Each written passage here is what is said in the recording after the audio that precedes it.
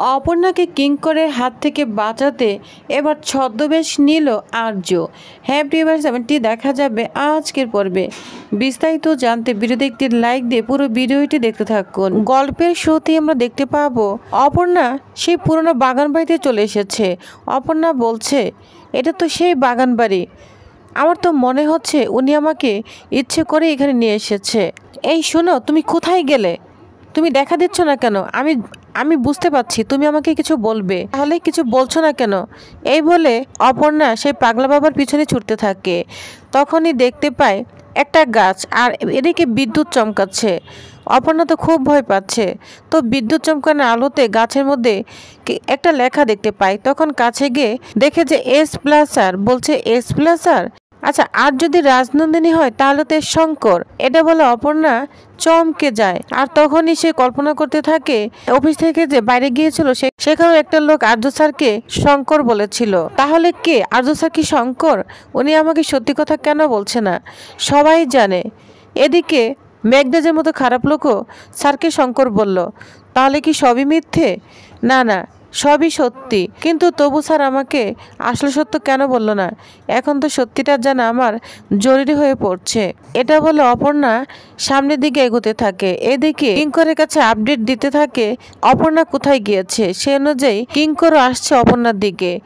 অন্যদিকে দেখা যায় অপর্ণার মা সবাইকে ভোগ খাওয়াচ্ছে। তো পাড়া প্রতিবেশীরা সবাই অনেক খুশি হয়, অপর্ণাকে আশীর্বাদ করে এখান থেকে চলে যায়। এদিকে অপর্ণার মা বাবা অপর্ণার কথাই ভাবতে থাকে, বলছে কি হলো? আর তখন শেফালি পিসি বলে, ওরা তো দুজন আমার রুমেই কথা বলেছিল। যার শুনে অপর্ণার মা বাবা অবাক হয়ে যায়, বলছে কি বলছো শেফালি? তাহলে অপর্ণা কোথায়? তখন শেফালি পিসি বলে, আমি তোমাদেরকে বলিনি কারণ অনেক মানুষ ছিল। তখন অপর্ণার মা বলে, ঠিক আছে বলনি তা ঠিক আছে, কিন্তু মেয়েটা কোথায় গেল? আর অপর্ণার বাবা বলে, আর্য স্যারকেও জানো তো আমার ঠিক লাগেনি। তখন অপর্ণার মা বলে, না না এভাবে বলো না, সারাদিন তো ভালোই ছিল, তাহলে এখন আবার কি হলো? তখন শেফালি পিসি বলে, দাঁড়াও আমি দেখছি। তখন ওইখানে সন্তু আর রুম্পা চলে আসে, বলছে এই তো রুম্পা চলে এসেছে, এই অপর্ণা কোথায়? তখন সন্তু বলে, অপর্ণাকে কোথাও দেখছি না। আজও ছাড় চলে এসেছিল, কিন্তু অপর্ণাকে তো দেখছি না। যা শুনে অপর্ণার বাবা মা তো আরও অবাক হয়ে যায়, অনেক ভয় পেতে থাকে। তো চিন্তা করছে অপর্ণার জন্য। তখন শেফালি পিসি বলে, কই আর যাবে, হয়তো এই গলির ভিতরে আছে, আর্য ছাড় ছেড়ে দিতে গিয়েছে, তোমরা চিন্তা করো না, আমরা দেখে আসছি। এই বলে তিনজনে চলে যায়। এদিকে আর্য গাড়ি চালাচ্ছে আর অপর্ণার কথাই কল্পনা করছে। অপর্ণা বলেছিল, স্যার আমি আপনাকে অনেক ভালোবাসি, আপনি ভালো করেই জানেন আপনাকে ছাড়া আমি বাঁচতে পারবো না। তাহলে আপনার সব সত্যি বলে অসুবিধাটা কোথায়? এটা কল্পনা করছে। আর আর্য বলছে, আমি জানি অপর্ণা, তোমাকে আমি বলেছিলাম কোনো কষ্ট দেব না, কিন্তু অনেক কষ্ট আমি তোমাকে দিয়ে ফেলেছি। তোমার কাছে আমি ক্ষমা চেয়েছি, তুমি হয়তো বলেছ সব সত্যি তুমি মেনে নিতে পারবে, কিন্তু আমি যে কোন দিকে বাধা তোমাকে বোঝাতে পারবো না। আর আমি ভালো করেই জানি সব সত্যি জানলে সব শেষ হয়ে যাবে। না না, এটা আমি কোনোদিনই পারবো না। তোমাকে আমি সত্যি কথা কখনোই বলতে পারবো কিনা জানি না, তবে আমার মাকে কথা দাও আমি কখনোই খেলাপ করতে পারবো না। এটা বলে আর্য গাড়ি চালাতে থাকে। অন্যদিকে দেখা যায় অপর্ণা তো সেই পাগলা বাবাকে খুঁজে বেড়াচ্ছে, বলছে তুমি কোথায়, তুমি আমার সামনে আসো। তখন দূর থেকে বলতে থাকে, শোন দেরি করবি না, তাড়াতাড়ি যা। তখন অপর্ণা বলে, আমি কোথায় যাব? বলছে মাধবপুরে চলে যা, আমার কাছে কোনো সত্য নেই, আমি কিচ্ছু জানি না। তুই মাধবপুরে যা, মাধবপুরে কলেজে যা, খেলার মাঠে যা, ওইখানে অনেক উত্তর খুঁজে পাবি, তুই তাড়াতাড়ি যা। তখন অপর্ণা বলে, আমি এত রাতে কিভাবে যাব? তখন পাগলা বাবা বলতে থাকে, জানতে হলে তো তোকে তাড়াতাড়ি যেতে হবে, তা না হলে যে দেরি হয়ে যাবে, তোকে এক্ষুনি যেতে হবে। তখন অপর্ণা যা শুনে অবাক হয়ে যায়। তখন বলছে, তুমি বলো না, তুমি যার জন্য আমাকে বলো, আমি তো অনেকটাই বুঝতে পারবো। তখন বলে, তোকে আমি যা বলার বলে দিয়েছি, আর সময় নেই, আমাকে এখন চলে যেতে হবে, তুই দেরি করিস না। এটা বলে ফকির বাবা ওইখান থেকে চলে যায়।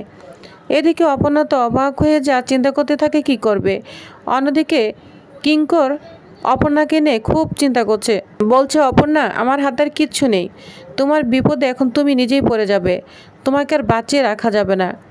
তখনই ফকির বাবা সামনে পড়ে, ফকির বাবাকে ইচ্ছা মতো মারতে থাকে কিঙ্কর। তখন বলে, বল অপর্ণাকে কোথায় রেখেছিস, বল অপর্ণাকে কোথায় রেখেছিস? তখন ফকির বাবা বলে, আমি কিচ্ছু জানি না, আমি ওকে কোথায় রাখবো? আর বলে, বল তুই ওকে কী বলেছিস? তখন বলে আমি কিচ্ছু বলিনি, ও এমনিতেই সব বুঝতে পারে, ওকে কিচ্ছু বলা লাগে না। এটা বলে কিঙ্কর আরও মারতে থাকে পাগলা বাবাকে। তখন মারতে মারতে আধা মরা করে ফেলে, বলছে তোকে আর বাঁচিয়ে রাখা যাবে না, বুঝতে পেরেছিস? তুই তো আমাকে চিনিস তাই তো, তোকে একদম মেরেই ফেলবো। কিন্তু এবারের মতো মারে না পাগলা বাবাকে, ওইখান থেকে ছেড়ে দেয়। তখনই কিঙ্কর আর্যকে ফোন দিবে, আর এদিকে আর্য তো পাগলের মতো অপর্ণাকে খুঁজছে। বলছে অপর্ণা, বারবার তুমি বিপদে পড়ো, আমি তোমাকে কতবার বাঁচাবো, তুমি কেন আমার কথা শুনছো না? কোথায় যেতে পারে? হয়তো আমার কথায় কষ্ট পেতে পারে, কিন্তু বাড়ি ছেড়ে কোথায় যেতে পারে? তখনই কিঙ্কর ফোন দেয়। কিঙ্কর ফোন দিয়ে জানায় যে অপর্ণা সে বাগান বাড়িতে আছে। যা শুনে আর্য তো পুরো অবাক হয়ে যায়, বলছে কি বলছিস? তখন বলে হ্যাঁ আর্য, ও যদি এখন মাধবপুরে চলে যায় তাহলে আমাদের সব ঘটনাও জানতে পেরে যাবে, কি হবে এবার বল? তখন বলে দাঁড়া আমি আসছি, তুই আমি আসার আগ পর্যন্ত তুই কিচ্ছু করবি না, যা করার আমি এসে করব, বুঝতে পেরেছিস? তখন কিঙ্কর বলে তুই আস্তে আস্তে তো অনেক দেরি হয়ে যাবে, তাহলে সর্বনাশ হয়ে যাবে। তখন কিঙ্করকে আর্য বলে তুই কিচ্ছু করবি না আমি আসার পর্যন্ত, আমি বলছি। তখন কিঙ্কর রাগান্বিত হতে থাকে, আর্যর উপর ফোনটা রেখে দেয়। এদিকে অপর্ণার মা বাবা খুব চিন্তা করছে। অপর্ণার মা বলছে আমার মেয়ে নিশ্চয়ই বিপদে পড়েছে, ও এবারও না বিপদে পড়েছে, আমার মন কু ডাকছে। আর তখন অপর্ণার বাবা বলে চিন্তা করো না, আর্য স্যার যেহেতু আছে অবশ্যই অপর কোনো বিপদ হবে না। তখন অপর্ণার মা বলে তুমি আরেকবার আর্য স্যারকে ফোন দাও, এমনও তো হতে পারে আর্য স্যার খোঁজ পেয়েছে। তখন অপর্ণার বাবা বলে এটা তুমি কেমন কথা বলছো? আর্য স্যার খোঁজ পাবে আর আমাদের জানাবে না, এটা কি হয়? তখনই দেখা যায় আর্য ফোন করে, বলছে শুনুন আপনারা কোনো চিন্তা করবেন না, আপনাদের মেয়ের আমি খোঁজ পেয়েছি, আমি আপনাদের মেয়েকে নিজে নিয়ে আসব, ফিরে নিয়ে আসব। আপনাদের মেয়েদের দায়িত্ব আমি নিয়েছি, মানে নিব, কোনো চিন্তা করবেন না, আমি কথা দিচ্ছি অপর্ণাকে আমি ফিরে নিয়ে আসব। এটা বলে আর্য ফোন রেখে দেয়। তখন অপর্ণার মা বাবা চিন্তা করতে থাকে, বলছে মেয়েটা আবার কোথায় গেল, আবার কি হলো, এই বলে চিন্তা করতে থাকে। অন্যদিকে আর্য তো খুব কষ্ট পেতে থাকে, বলছে অপর্ণা তুমি এটা কি করলে? তখন আর্য বাগানবাড়ির দিকে যেতে থাকে। এদিকে অপর্ণা বলছে এখন আমি কি করব, আমার কি করা উচিত? ফকির বাবা বলল আমাকে এখনই যেতে, এত রাতে যাব, আমি তো আবার বিপদে পড়তে পারি, আমাকে মাথা ঠান্ডা রেখে কাজ করতে হবে। ফুকাজ অপু, ফুকাজ। তখন অপু ঠান্ডা মাথায় চিন্তা করতে থাকে যে কি করবে। তখন অপর্ণা বলে স্যার আপনাকে আমি অনেক ভালোবাসি, বিশ্বাস করি, কিন্তু আপনি আমাকে সত্যিটা কেন বলতে পারছেন না? আপনি যদি না বলতে পারেন তাহলে তো আমাকেই সত্যিটা বের করতে হবে। আমি চাই না আমাদের সম্পর্ক কোনো মিথ্যের উপর তৈরি হোক, আমি চাই আপনার সত্যিটা জানতে। কারণ আমাকে মেঘরাজও বলেছিল ওই ফকির বাবা সে একই কথা বলছে, অবশ্যই এর মধ্যে কোনো কিছু লুকিয়ে আছে। আমি মাধবপুরে গিয়েই অবশ্যই কোনো সন্ধান খুঁজে পাবো। তাই যেহেতু আপনি আমাকে বলবেন না, তাহলে তো আমাকে সব সত্যি নিজেকেই খুঁজে বের করতে হবে, আর সেটা আমি খুঁজে বের করবই। এটা বলে অপর্ণা পণ করতে থাকে। এদিকে আর্য বাগানবাড়ির দিকে আসতে থাকে, আর অন্যদিকে কিঙ্কর অপর্ণার জন্য মৃত্যুর ফাঁদ পেতে বসে আছে।